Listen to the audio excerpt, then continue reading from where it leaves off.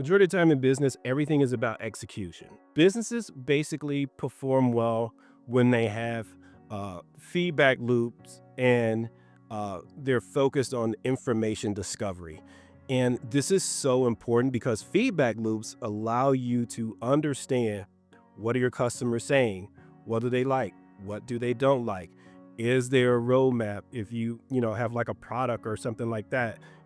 This information in terms of the feedback loops, that is how you scale. That is how you also keep your customers, you retain your customers. Your customers want to grow with you when they know that they're being heard, and there is this feedback loop where you're collecting information. When I was in B2B sales, we used to call it the voice of the customer, and we would sometimes have a department where that voice of the customer person, that's all they did. They just collected information.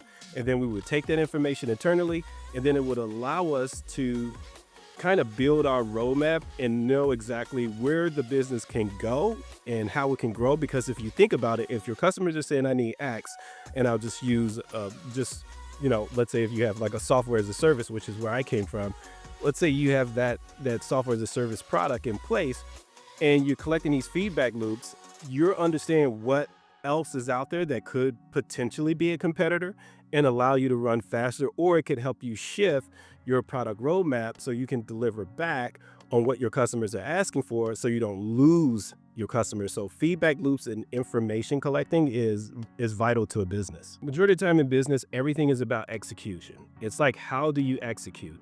And I worked for companies before and we just didn't have a process. And it's one of the things I do talk to founders about because I just can ask them a few questions. And then that's when you start peeling back the layers and understanding, like, you want to make sure this is tight because a lot of times, a lot of the founders I work with, they're building these SaaS and AI products. And I just try to get an understanding of, what does the customer journey look like, whether it's pre or post sale.